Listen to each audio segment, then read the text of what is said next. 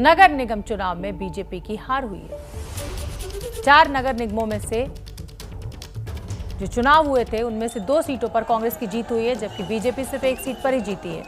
1 seat पर BJP बहुमत से पीछे रह गई। सोलन और पालमपुर नगर निगम का चुनाव कांग्रेस ने बड़े मार्जिन से जीता है, जबकि मंडी में बीजेपी की जीत हुई है।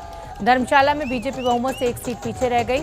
हिमाचल में 5 नगर निगम है, जिनमें से 4 में कल वोट डाले गए थे, जबकि शिमला नगर निगम का चुनाव मई महीने में होगा। खास बात यह भी है कि पालमपुर बीजेपी के पूर्व मुख्यमंत्री और पूर्व केंद्रीय मंत्री शांता कुमार का गढ़ है, फिर भी बीजेपी पालमपुर नगर निगम चुनाव बुरी तरह हारी। वहीं सोलन हिमाचल के पूर्व बीजेपी अध्यक्ष राजीव बिंदल का घर है, लेकिन वहां भी बीजेपी की करारी हार हुई है। तो 4 में से 2 सीटों पर कांग्रेस की जीत।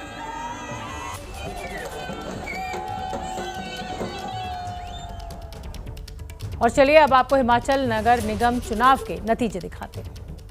मंडी में बीजेपी की जीत हुई है, जबकि सोलन में कांग्रेस जीती है।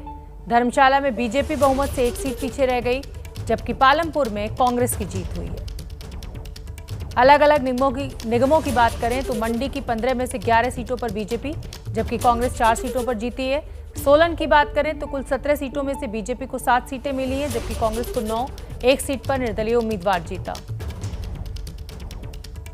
सोलन का आंकड़ा आपके सामने, 7 पर बीजेपी। धर्मशाला की बात करें तो बीजेपी 8 पर, कांग्रेस 5 पर, अदर्स 4।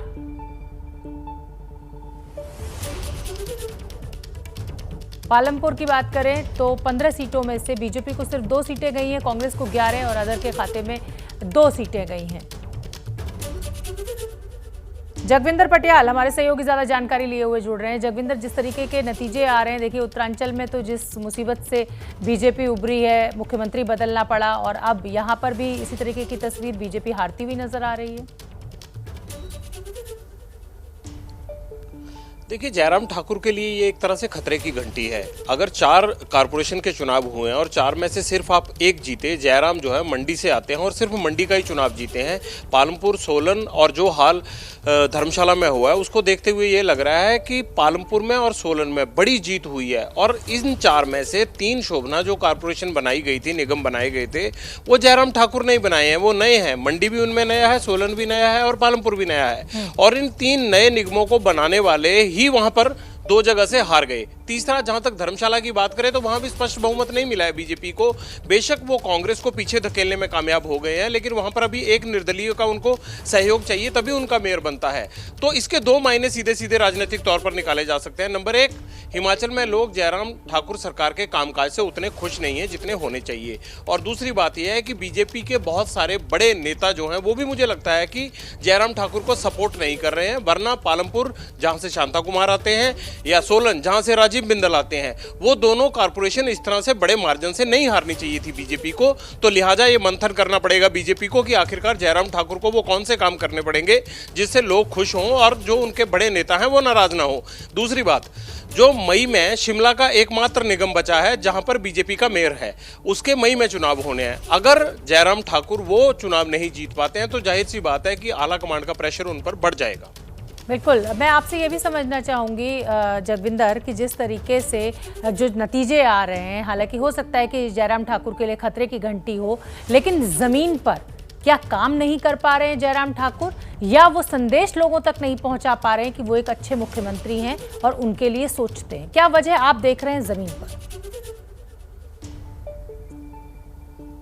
देखिए, मुझे लगता है कि प्रशासनिक तौर पर जयराम ठाकुर शरीफ हैं या कमज़ोर साबित होते हैं। जहां तक जो पुराने बीजेपी के नेता हैं, वो इतने घाघ नेता हैं, उनकी एक्सपेक्टेशंस बहुत ज़्यादा हैं, वो उन एक्सपेक्टेशंस पर खरा नहीं उतर पाते हैं। सोलन में देखिए, राजीव बिंदल को बीजेपी का अध्यक्ष बनाया गया था। हालांकि जब जयराम ठाकुर सीएम बने तो उनको विधानसभा का स्पीकर लगाया गया और बाद में बीच में ये बदलाव हुआ और वो अध्यक्ष बन गए। लेकिन पिछले साल जब कोरोना में मेडिकल स्कैम हुआ तो उसमें राजीव बिंदल की अध्यक्ष की कुर्सी जाती रही।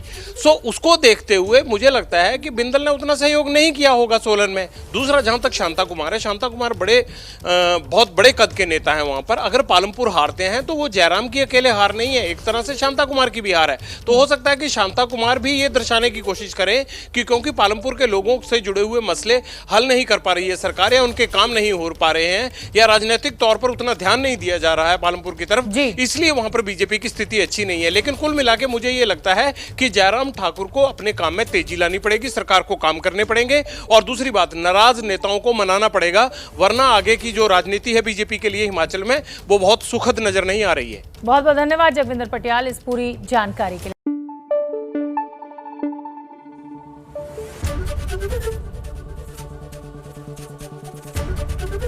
एबीपी न्यूज आपको रखे आगे।